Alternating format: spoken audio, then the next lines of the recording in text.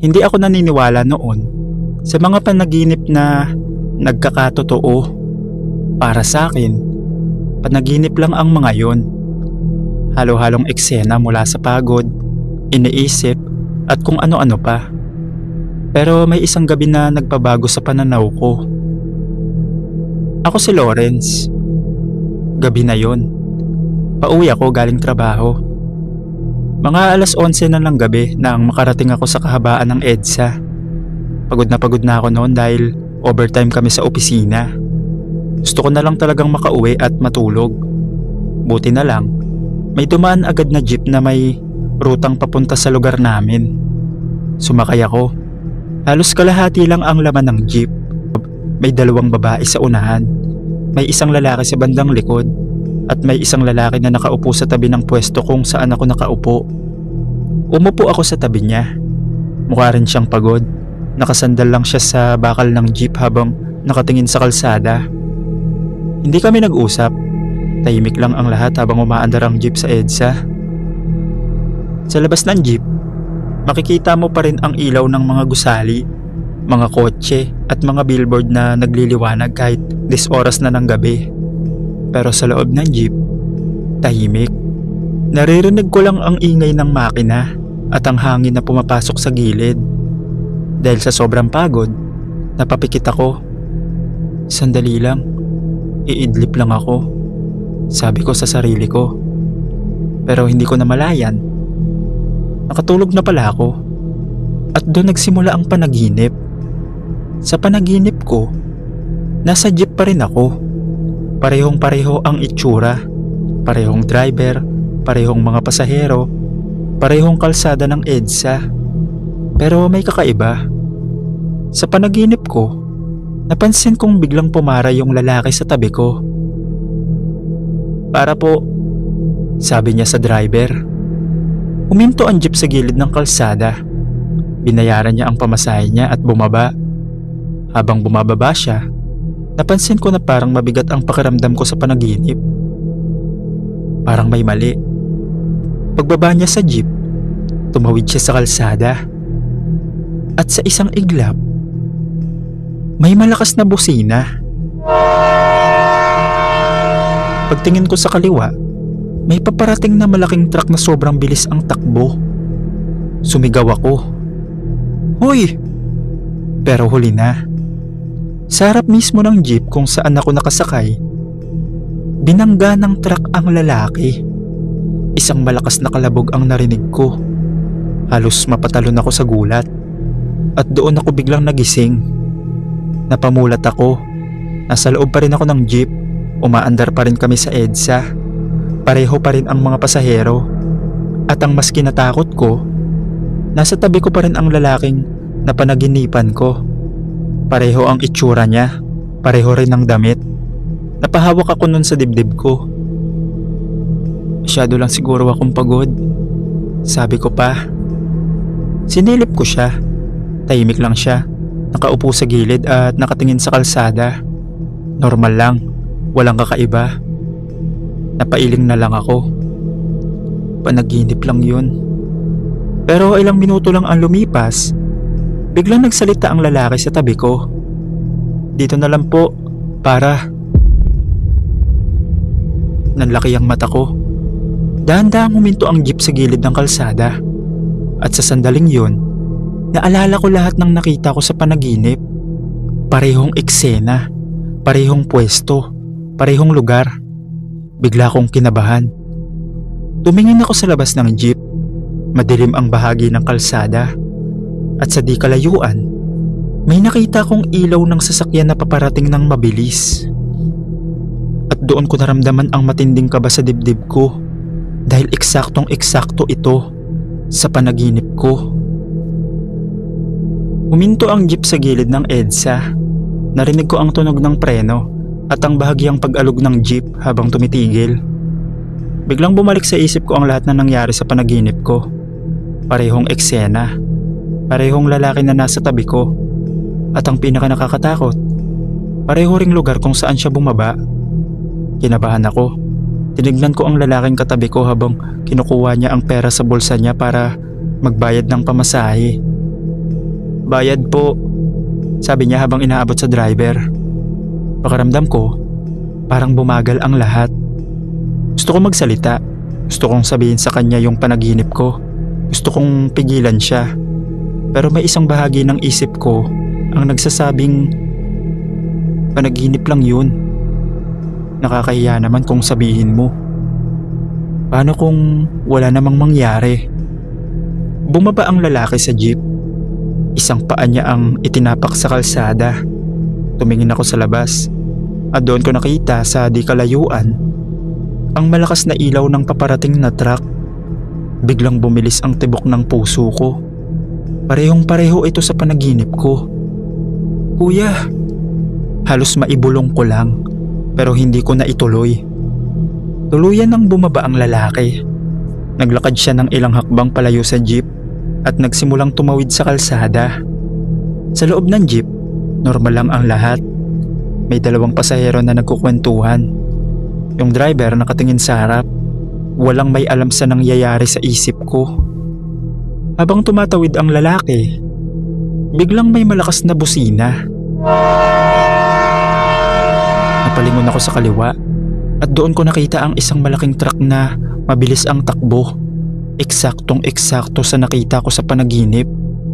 Hoy! Sigaw ko bigla. Pero huli na. Sa harap mismo ng jeep, bumangga ang truck sa lalaki.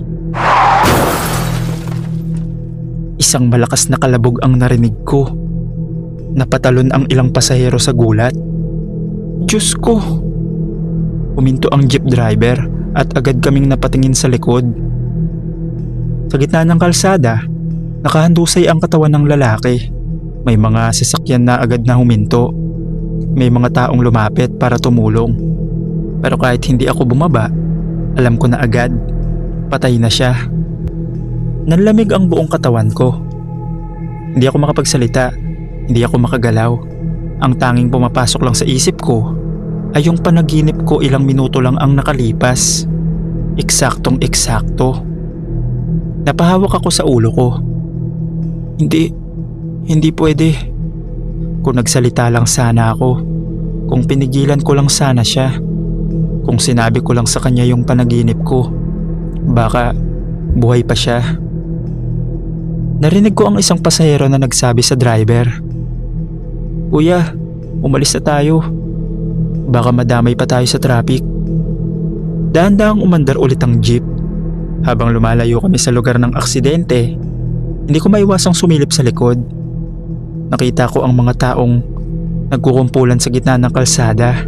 At sa gitna nila, nakahiga pa rin ang katawan ng lalaking kanina lang ay katabi ko sa jeep. Hanggang sa tuluyan na kaming makalayo. Wala nagsasalita sa jeep, pero ako, pakiramdam ko, may mabigat na nakadagan sa dibdib ko. Hindi ko makalimutan ang mukha niya. Hindi ko makalimutan na alam ko na sana ang mangyayari. Pero wala akong ginawa. Hanggang ngayon, tuwing sumasakay ako ng jeep sa EDSA, naaalala ko ang gabing yon. At minsan, napapaisip pa rin ako. Bakit ko ba napanaginipan yun?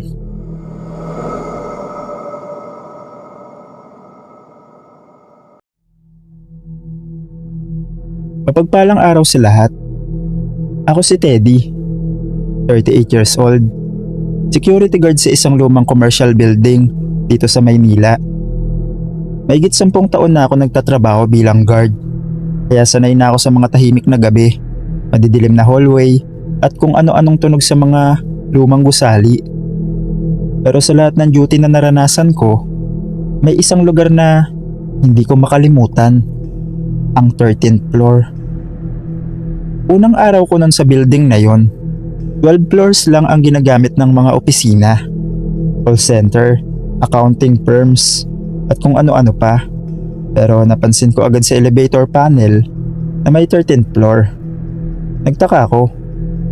Habang nag-aayos ako ng logbook sa ground floor lobby, tinanong ko yung senior guard na si Mang Lito.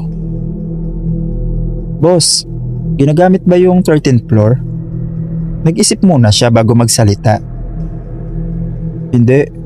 Storage daw dati pero matagal nang sarado. Bakit po? Tanong ko.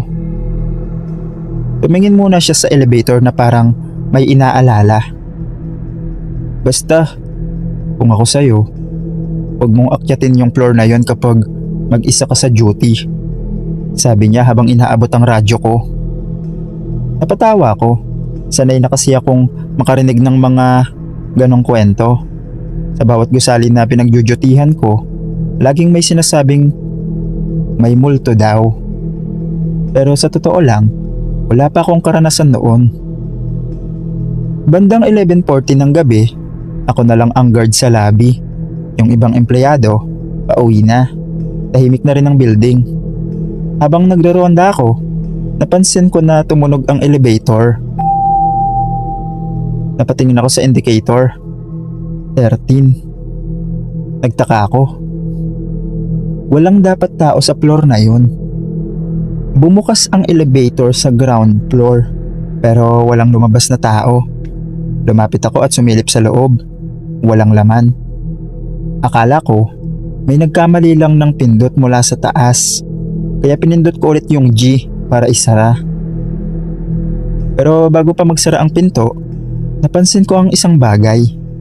Sa elevator panel, may ilaw ang button ng 13th floor.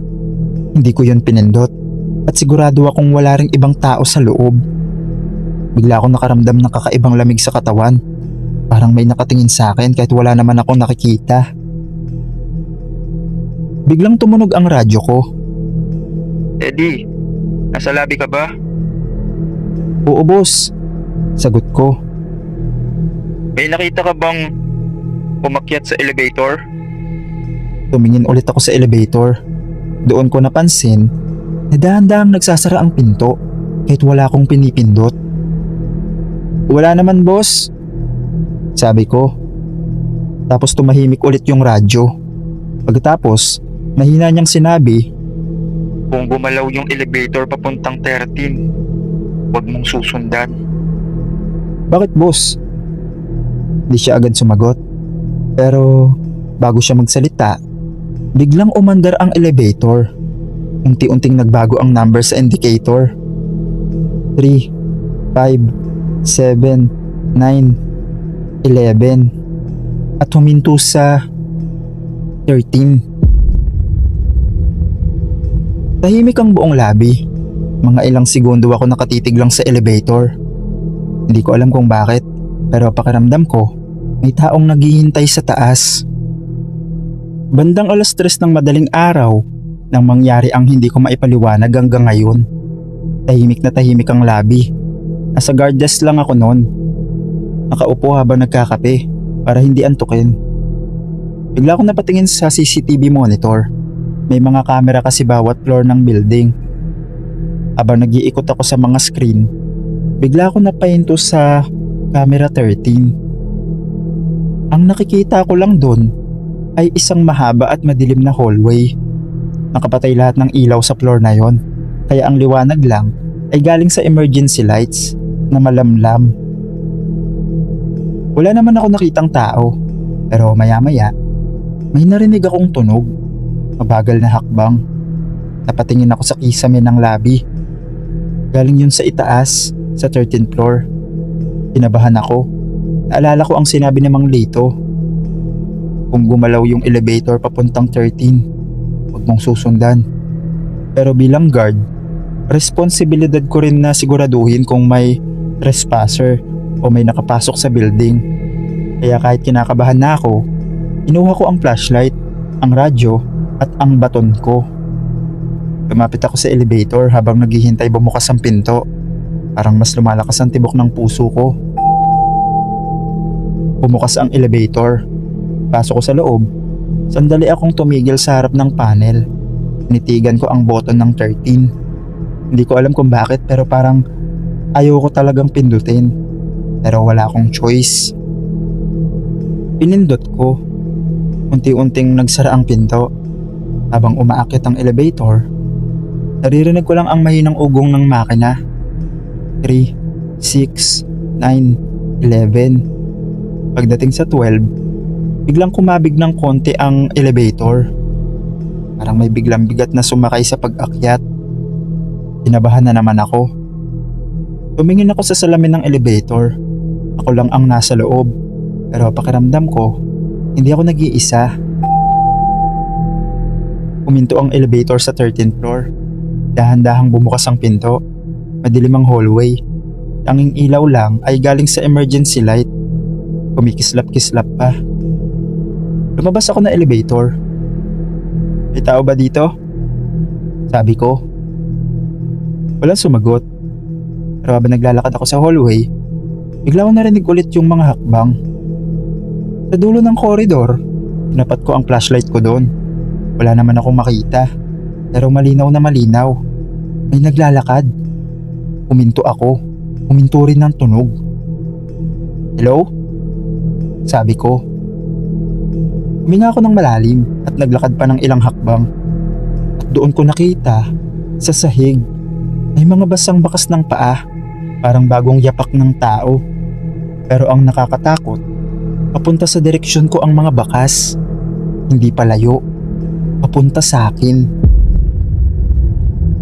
Unti-unting nadadagdagan ang bakas sa sahig. Parang invisible na taong naglalakad papalapit. Huminto ang bakas ng paa. 1 metro lang sa harap ko. Tinapat ko agad ang flashlight. Wala akong nakitang tao. Pero doon ko naramdaman ang pinakamalamig na hangin na naranasan ko sa buong buhay ko. Parang may dumaan sa mismong katawan ko. Bigla ako napaatras. At sa sandaling yon, ay nakita ko sa dulo ng hallway. Isang babae. Nakatayo siya sa tapat ng lumang pintuan.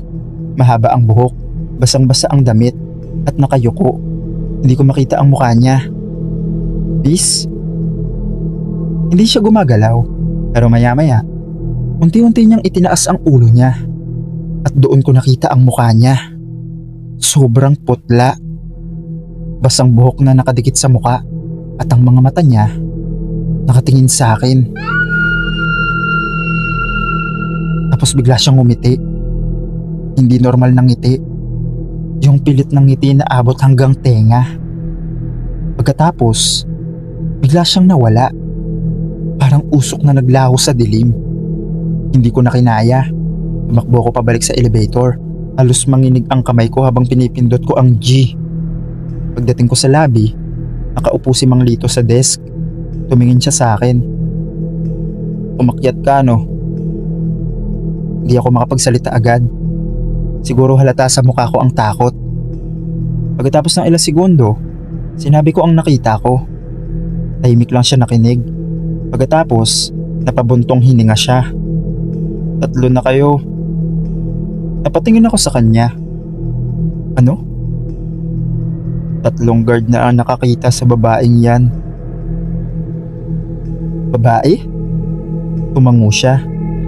Dating empleyado yun dito na namatay. Nahulog sa 13th floor. Ilang taon na ang nakalipas. Pagkatapos niyang sabihin yun, sabi ko sa kanya, huwag na siyang magkwento dahil nakita ko nga yung babae at natatakot na ako. At matapos yung duty ko na yun, nag-request ako ng morning shift. Hindi naman ako nag-resign. Nagpatuloy pa rin ako sa pagtatrabaho doon dahil kailangan ko rin ng pera.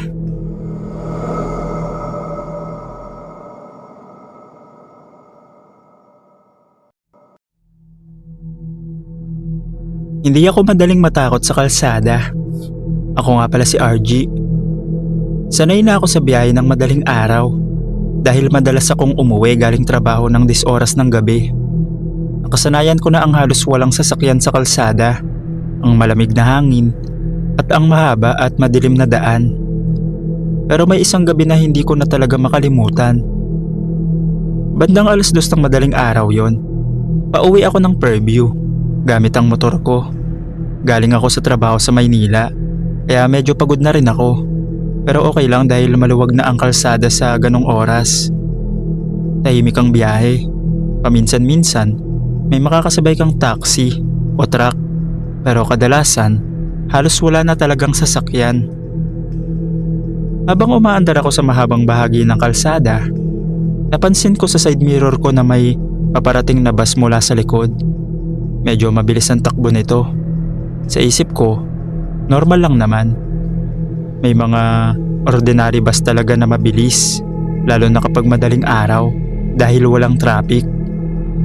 Ilang segundo lang, nalampasan ako ng bus. Malakas ang hangin na tumama sa akin habang dumadaan ito sa tabi ko. Napatingin ako sa gilid nito habang dumadaan.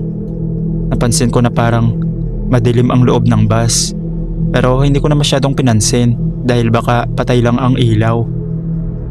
Pagkalampas niya sa akin, napansin ko na sobrang bilis ng takbo niya.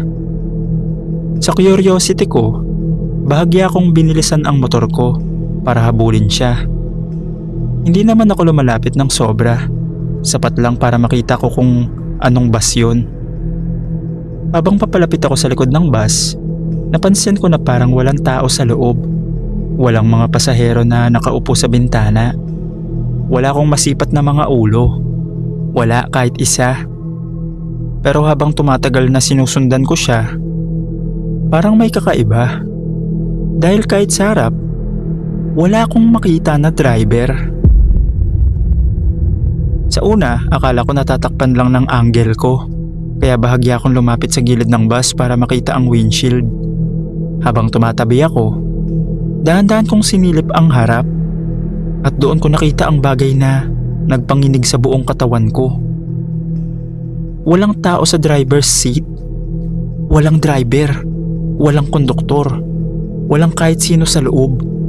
Pero ang bus, tuloy-tuloy ang andar. Diretso lang ang takbo niya na parang may nagmamaneho. Biglang kumabog ng malakas ang dibdib ko. Hindi pwede. Bulong ko sa helmet ko. Pinilit kong tumingin ulit sa harap ng bus. Baka namamalikmata lang ako. Baka may driver pero hindi ko lang makita. Pero habang tumatabi ako ng konti pa, lalo kong nakita ang loob. Mga upuan, mga bintana, at walang tao kahit isa. Doon na ako kinabahan ng sobra. Agad kong pinabagal ang takbo ng motor. Unti-unti akong gumilid sa kalsada habang hinahayaan kong mauna ang bus. Habang lumalayo ito sa harap ko, pakiramdam ko mas lumalamig ang hangin sa paligid. Hindi ko na sinubukang habulin. Pinabayaan ko na lang itong umalis. Habang nakahinto ako sa gilid ng kalsada, pinapanood ko itong papalayo. Sa di kalayuan, may parte ng kalsada na mas madilim dahil walang ilaw ng poste. Doon papunta ang bus. Habang papasok na ito sa madilim na bahagi, napansin ko ang isang bagay na lalong nagpatindig ng balahibo ko. Ang ilaw sa loob ng bus na kanina ay madilim, biglang umilaw sandali at sa isang iglap, parang may mga anino ng mga taong nakaupo sa loob. Napapikit ako. Pagmulat ko ng mata ko, wala na ang bus. Hindi na lumabas sa kabilang dulo ng kalsada. Wala na ring ilaw. Wala na ring tunog. Parang nilamon lang ng dilim ang buong bus. Ilang minuto ako nakahinto doon. Hindi ko alam kung magpapatuloy ba ako o babalik na lang. Pero dahil gusto ko na talagang makauwi, nagdasal muna ako ng mahina bago ko pinaandar ulit ang motor ko. Matapos yun, nakauwi naman ako ng ligtas. Pagdating ko sa bahay, hindi ako agad nakatulog. Paulit-ulit sa isip ko yung nakita ko. Isang bus na umaandar mag-isa.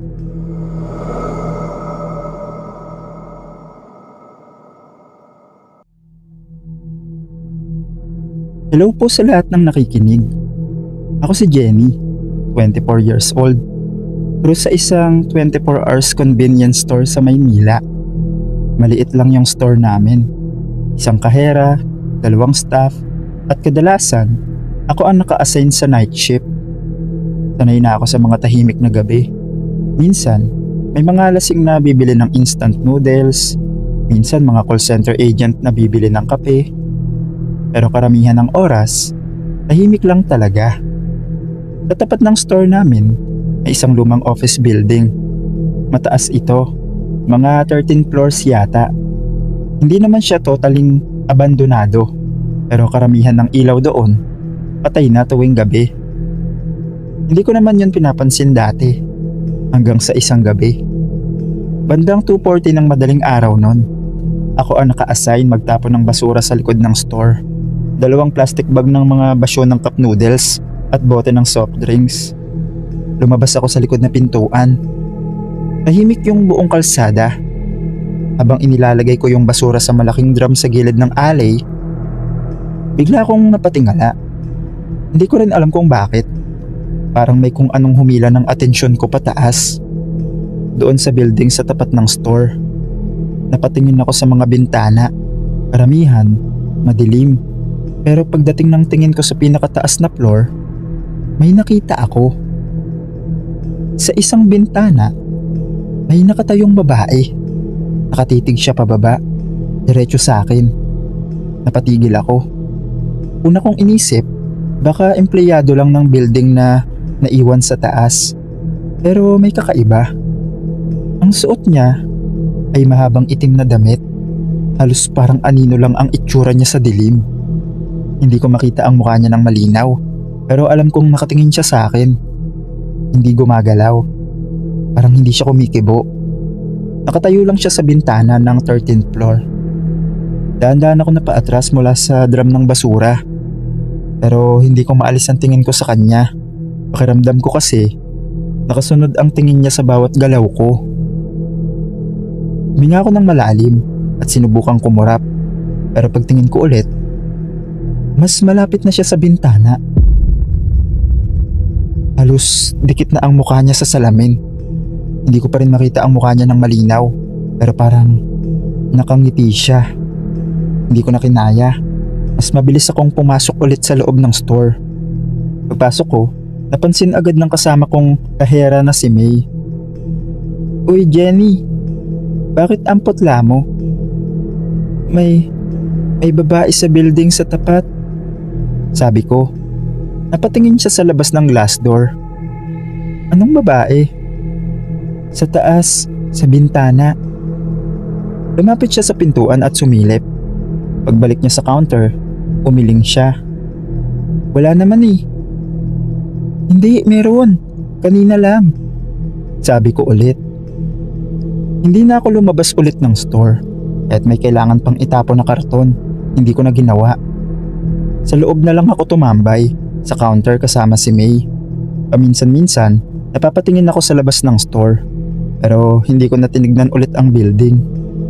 Hanggang sa sumikat na ang araw. Bandang 6 ng umaga, dumating na ang morning shift. Bago ako umuwi, dumaan ang supervisor namin. Napansin niya siguro na tahimik ako. "Kamusta kayong night shift?" Kwento ko sa kanya ang nakita ko. Tahimik lang siya nakinig. Pagkatapos ay napatingin siya sa building sa tapat. "Saang floor mo nakita?"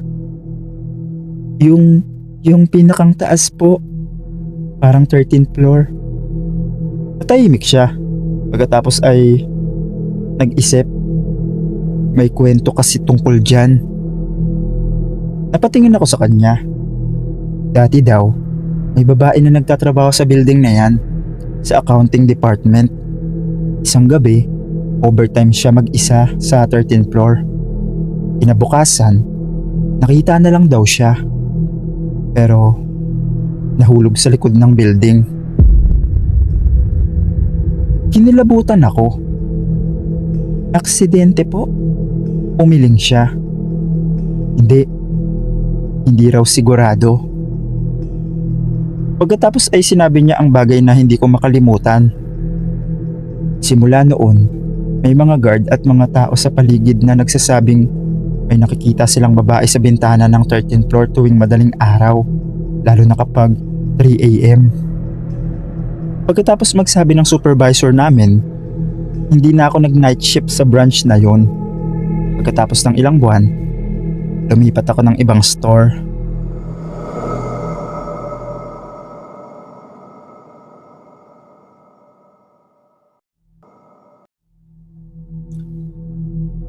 Magandang gabi sa lahat.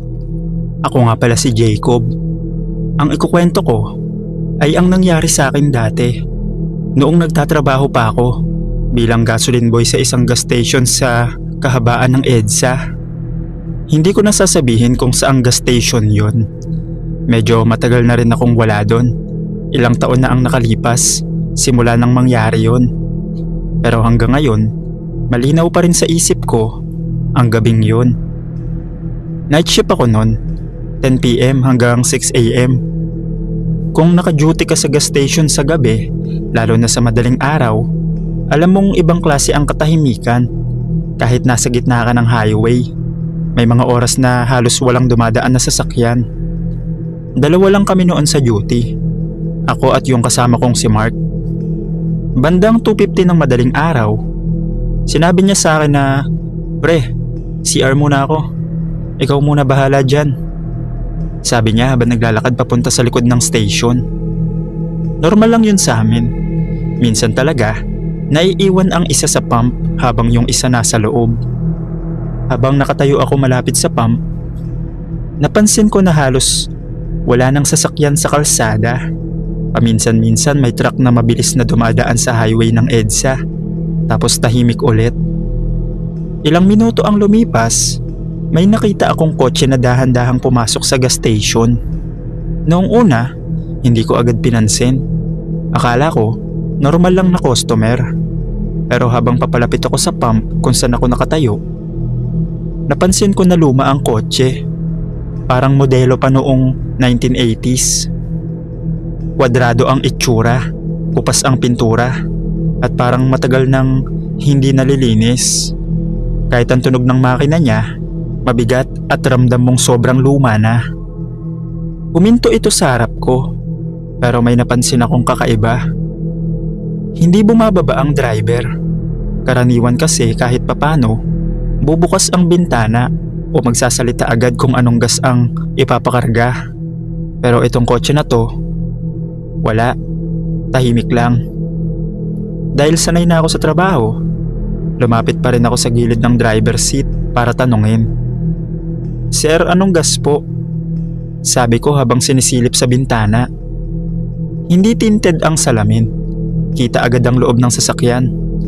At doon, bigla akong napaatras sa takot. Walang tao. Walang driver. Walang pasahero. Walang kahit sino. Pero umaandar ang makina ng kotse. Sigurado akong may nakita akong gumagalaw na manibela habang papasok yun kanina sa station. Hindi yun posibleng umandar mag-isa. Bigla akong kinabahan. Nanlamig ang buong katawan ko. Hindi ko na kinaya ang kaba, kaya tumakbo ko papunta sa CR kung nasan si Mark. Pagbukas ko ng pinto, tinawag ko siya agad. "Pre, bilis!" Paglabas niya, nagtataka siya sa itsura ko. "Oh, bakit? Ano nangyari?" "Pre, may kotse dun sa pump. Walang tao sa loob." Nagtaka siya. "Ha? Anong walang tao?" "Pre, seryoso. Umaandar yung makina pero walang driver." Hinila ko siya palabas para ipakita. Pero habang papalapit kami sa pump, napansin namin na umaandar na paalis ang kotse. Dahan-dahan itong lumabas ng gas station at bumalik sa highway ng EDSA. Nakatayo lang kami habang pinapanood itong papalayo. Pagkatapos ng ilang segundo, nawala na ito sa dilim ng kalsada. Tumingin sa akin si Mark, tapos ngumiti siya ng parang hindi naniniwala. "Pre, baka puyat ka lang." "Hindi pre, nakita ko talaga." "Walang tao sa loob ng kotse? Eh paano aandar yun?" Sabi niya. Hindi na lang ako sumagot. Kahit ako, hindi ko rin maipaliwanag. Pagkatapos ng gabing yun, nagpatuloy lang ako sa trabaho sa gas station. At sa buong panahon na nagtatrabaho pa ako doon, hindi ko na ulit nakita ang kotse na yun. Pero hanggang ngayon, hindi ko makalimutan ang itsura ng loob ng sasakyan na yun. Dahil sigurado akong walang tao sa loob. At nangyari yun nang eksaktong 3:00 ng madaling araw.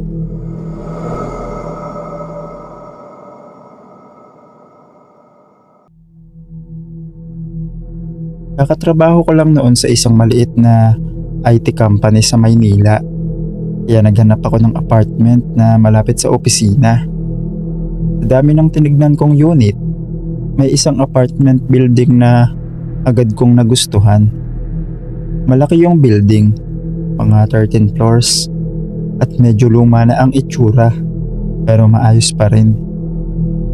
Tahimik din yung lugar, hindi masyadong matao, kaya perfect para sa akin na gusto lang magpahinga pagkatapos ng trabaho. Ang problema lang, ang bakante na unit ay nasa 13th floor.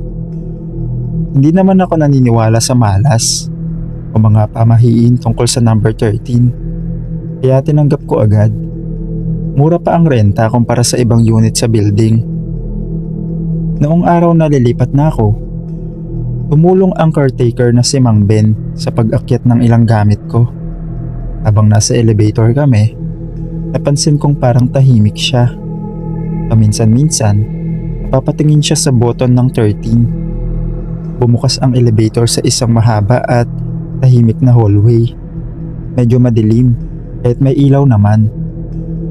"Sir, ito na po unit nyo," sabi niya habang itinuturo ang pinto sa dulo. "Unit 13F07. Binuksan niya ang pinto gamit ang susi. Pagpasok ko, maayos naman ang loob. Simple lang, may maliit na sala, kusina, banyo at kwarto. "Maayos naman po pala," sabi ko. Ngumiti si Mang Ben, pero parang pilit. "Kung may kailangan po kayo, nasa ground floor lang ako." Paglabas niya ng unit, napansin kong medyo mabilis siyang naglakad papunta sa elevator, para nagmamadali. Hindi ko na lang pinansin. Unang gabi ko sa apartment, pagod na pagod ako, galing sa paglipat ng gamit. Kumain lang ako ng instant noodles, nag-shower at nahiga agad sa kama. Tahimik yung buong floor. Wala akong naririnig na kapitbahay. Bandang 1:30 ng madaling araw, nagising ako. Hindi dahil sa ingay, kundi dahil sa pakiramdam na parang may gumalaw sa sala. Umupo ako sa kama at nakinig. Siguro guni-guni ko lang dahil sa bagong lugar. Humiga ulit ako. Ilang minuto pa lang, may narinig akong tunog. Parang may nahulog na maliit na bagay sa sahig ng sala. Napaupo ulit ako. Baka naman may pusa sa labas. Bulong ko sa sarili ko. Pero nasa 13th floor ako. Walang pusa dito sa loob. Dahan-dahan akong tumayo at lumabas ng kwarto. Tinignan ko ang sala. Walang tao. Pero napansin ko agad ang isang bagay. Yung kutsara na nasa ibabaw ng mesa kanina, nasa sahig na. Nagtaka ako. Sigurado akong iniwan ko yun sa mesa. Pinulot ko at binalik. Pagod lang siguro ako, sabi ko pa. Bumalik ako sa kwarto at natulog ulit. Kinabukasan, maayos naman ang araw ko sa trabaho. Pero pagbalik ko ng apartment ng gabi, may napansin akong kakaiba agad. Yung pinto ng kwarto ko, nakabukas. Sigurado akong sinara ko yun bago ako umalis. Pero wala namang nawawala sa gamit ko. Kaya inisip ko na baka hindi ko lang talaga naisara ng maayos. Pero nung ikatlong gabi, doon na nagsimula ang mga bagay na hindi ko na maipaliwanag. Bandang 2:50 ng madaling araw, nagising ako dahil sa isang tunog. May naglalakad sa sala, mabagal, parang nakapaa. Nanigas ako sa kama. Mag-isa lang ako sa unit. Alam kong walang ibang tao doon. Pero malinaw na malinaw ang mga hakbang mula sa sala, papunta sa pintuan ng kwarto ko. Unti-unting lumakas ang tunog hanggang sa huminto ito sa harap ng pinto. Hindi ako gumalaw. Hindi ako makahinga ng maayos. Tahimik lang ako sa kama. At pagkatapos ng ilang segundo, dahan-dahang umikot ang doorknob ng kwarto ko. Biglang bumukas ng kaunti ang pinto. Napatingin ako sa maliit na siwang ng pinto. Madilim ang sala, kaya wala akong makita ng malinaw. Pero naramdaman ko agad, may nakatayo sa labas ng kwarto ko. Unti-unti pang bumukas ang pinto hanggang sa tuluyan itong bumukas. Walang tao, pero may naririnig akong mahina na paghinga, parang nanggagaling sa mismong harap ng kama ko. Bigla akong tumalon mula sa kama at binuksan ang ilaw. Walang tao, pero sa sahig may mga bakas ng paa, basang-basa mula sa pintuan papunta sa kama ko. At ang pinaka nakakatakot, huminto ang mga bakas sa tabi mismo ng kama ko. Parang may nakatayo doon kanina. Simula noong gabing yon, halos gabi-gabi ko nang naririnig ang mga hakbang sa sala. Mabagal at paulit-ulit. Parang may paikot-ikot na naglalakad sa loob ng unit kahit mag-isa lang ako. Minsan ay kumakalampag sa kusina kahit wala namang tao. Minsan naman, bumubukas ang gripo sa banyo kahit ako lang ang nasa sala. Pero ang pinakamatindi ay tuwing bandang 3:00 ng madaling araw, halos pare-pareho ang nangyayari.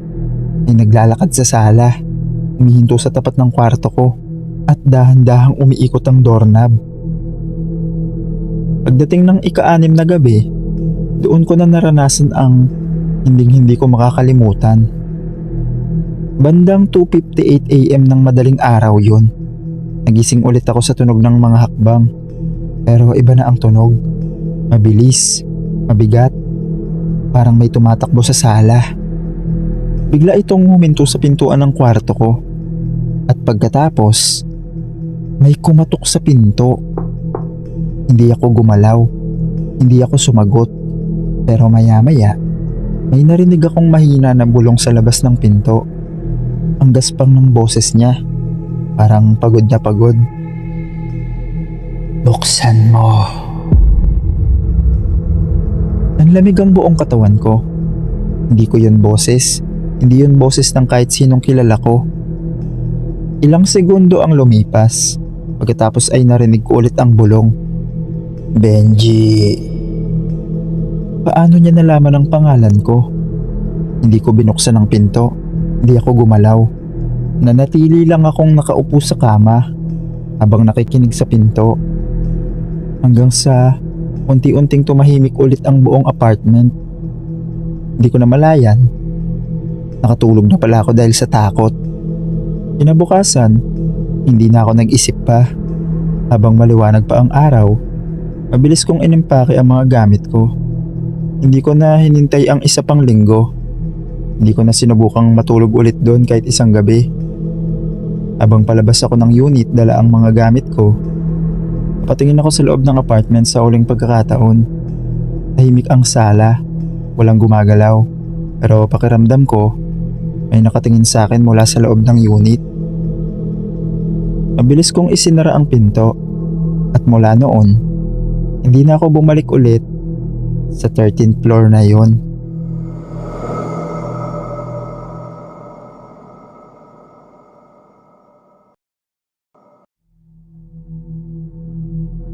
Hindi ko makakalimutan ang gabing yun. Ako nga pala si Tommy.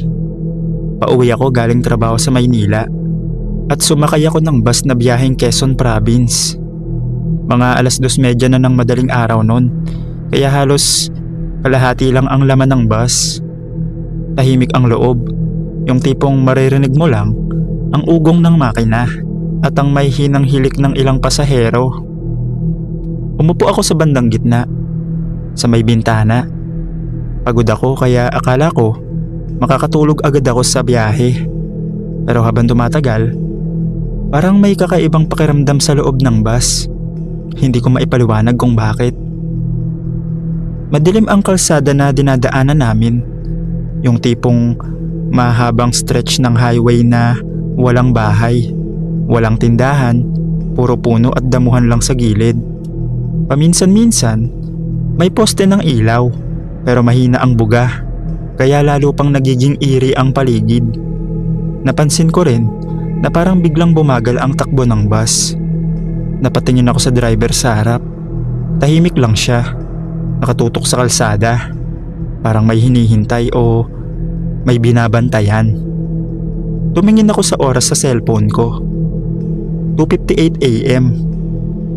Eksaktong mga ilang minuto bago mag 3:00. Maya-maya, napansin ko na lalo pang bumagal ang bus. Halos gumagapang na sa kalsada. Nagtaka rin ang ibang pasahero. Bakit bumagal? Bulong ng lalaking nasa likod ko.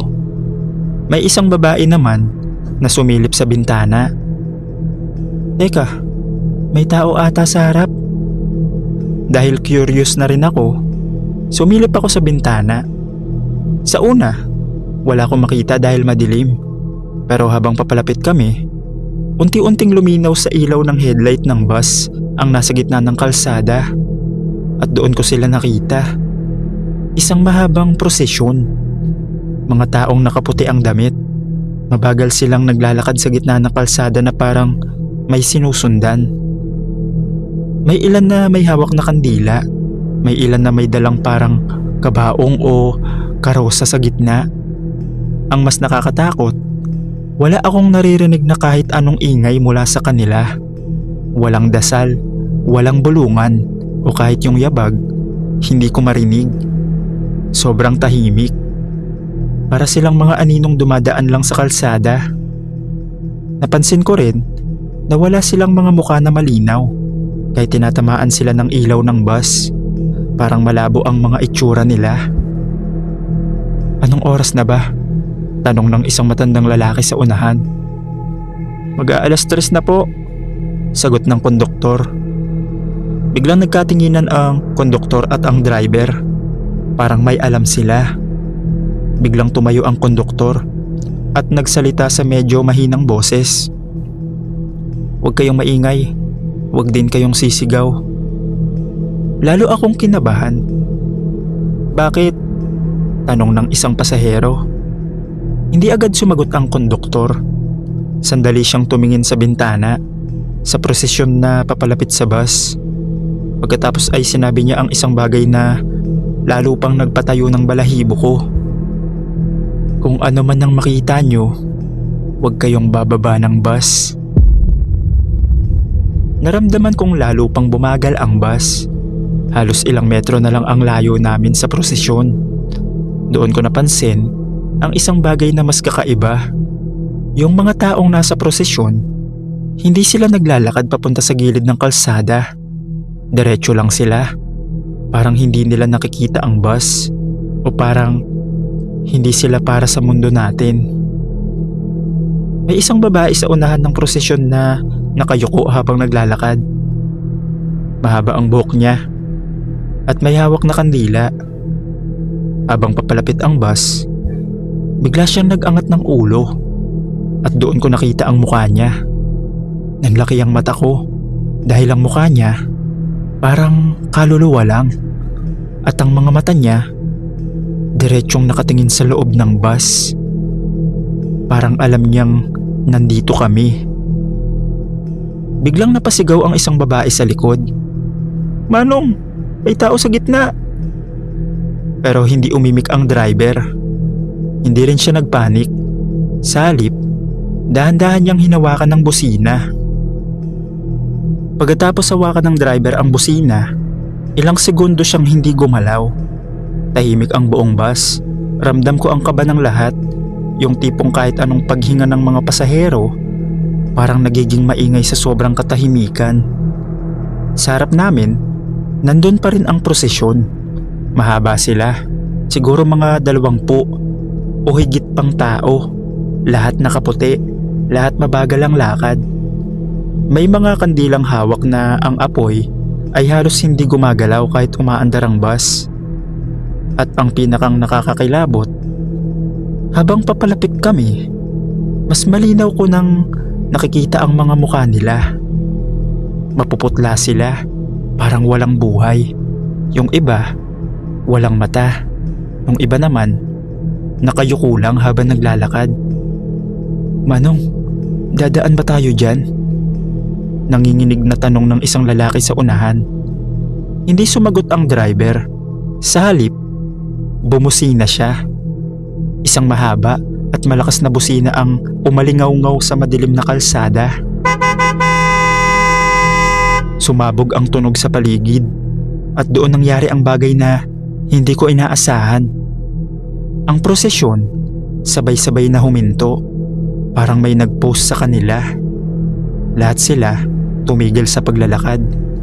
Ang babaeng may kandila sa unahan na kanina ay nakatingin sa bus, dahan-dahang ngumiti. Napahigpit ang hawak ko sa upuan ko.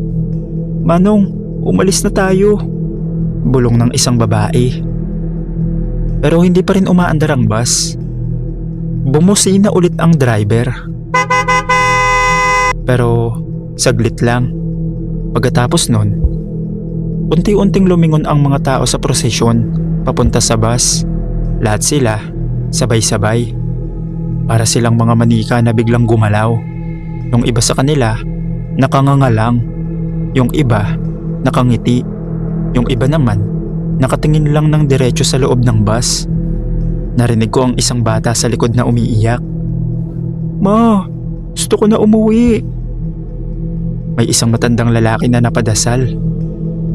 Bigla nagsalita ang konduktor. Mahina pero seryoso ang boses niya. "Huwag kayong titingin sa mata nila." Lalo akong kinilabutan. Dahil huli na. Nakatingin na ako. At doon ko napansin ang isang bagay. Yung karosa sa gitna ng prosesyon na may parang kabaong. Dahan-dahang bumukas ang takip. Napasinghap ako. Hindi ko makita ng malinaw ang laman sa loob dahil natatakpan ng anino. Pero parang may gumagalaw sa loob. "Manong, umalis na tayo." Pero kalmado lang ang driver. Para bang normal lang ito sa kanya. Pagkatapos ng ilang segundo, bumusina ulit siya sa ikatlong beses. At parang may nangyaring kakaiba sa paligid. Ang hangin sa labas biglang umihip ng malakas. Ang mga kandila sa prosesyon sabay-sabay na namatay. At sa isang iglap, ang mga taong nasa kalsada unti-unting naglakad papunta sa gilid ng daan. Parang binibigyan nila ng daan ng bus. Pero tahimik pa rin sila. Habang dahan-dahang umaandar ang bus at dumadaan sa gitna nila, halos hindi ako huminga. Pakiramdam ko kung may gawin kaming mali, may mangyayaring masama. Habang umaandar kami, may isa sa kanila na napakalapit sa bintana ko. Isang matandang babae. Maputla ang mukha niya at habang dumadaan ang bus, sumunod ang ulo niya sa paggalaw ng bus. Parang sinusundan niya ako ng tingin. Hanggang sa tuluyan na kaming makalampas. Pagkalayo namin ng ilang metro, biglang nagsalita ang driver. "Okay na." Parang normal lang. Parang wala nangyari. Pero sa loob ng bus, halos lahat ng pasahero tulala. May umiiyak, may nagdadasal, may tahimik lang na nakatitig sa sahig. Pagkaraan ng ilang minuto, nagtanong ang isang lalaki. "Kuya, ano ba yun?" Natahimik sandali ang driver. Pagkatapos ay nagsalita siya habang nakatingin pa rin sa kalsada. "Prosesyon ng mga hindi na nakaabot ng umaga." "Anong ibig mong sabihin?" "Matagal na yan dito. Tuwing madaling araw, lalo na kapag malapit na mag-alas 3.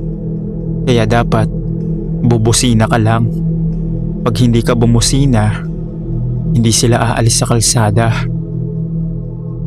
Wala na nagsalita pagkatapos nun. Pero makalipas ang ilang minuto, nakarating naman kami sa terminal sa Quezon. At ligtas kaming nakauwi.